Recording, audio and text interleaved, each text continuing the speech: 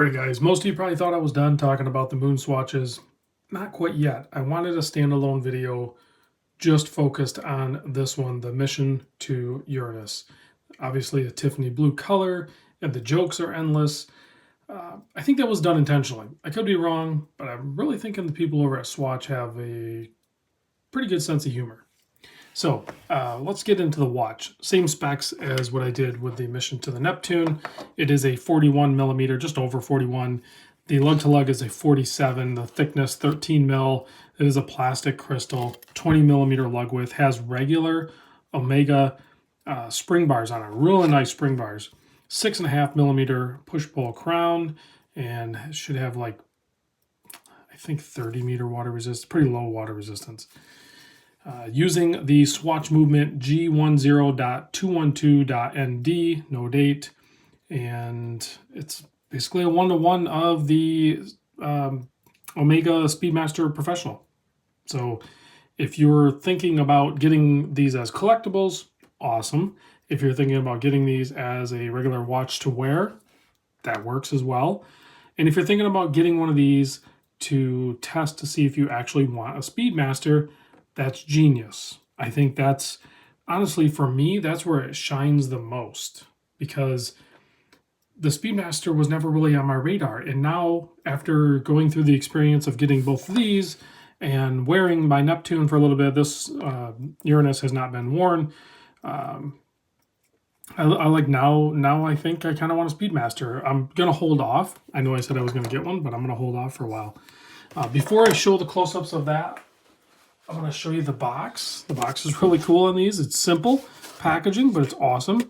Gives you some information about the planet. There's all of the models. There was 11 total in the launch.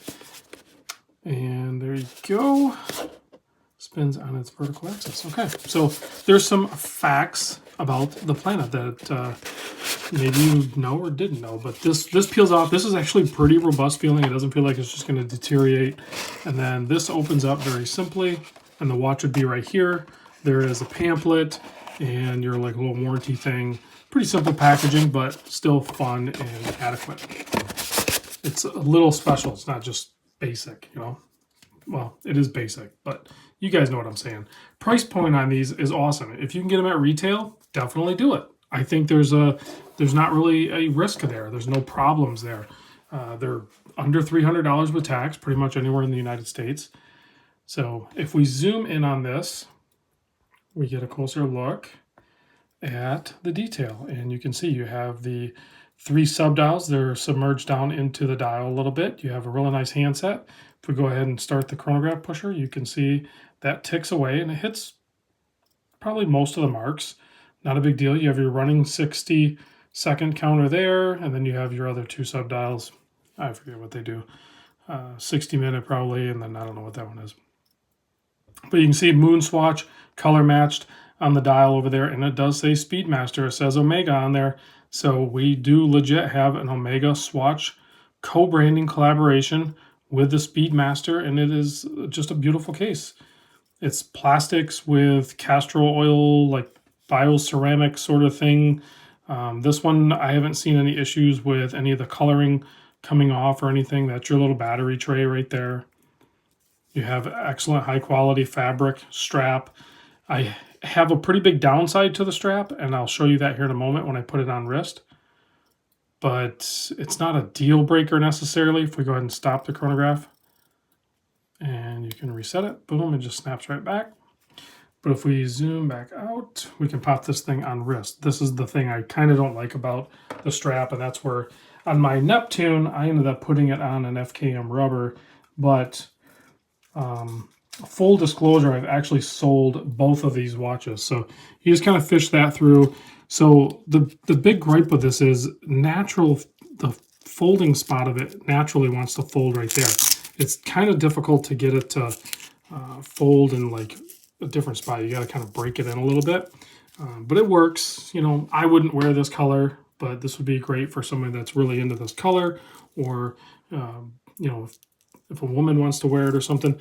But you can kind of see what this little thing here does. This just doesn't flex. It stays flat, and that makes it kind of protrude out on the inside of your wrist there. So It's super comfortable. There's no problem with the comfort with the strap.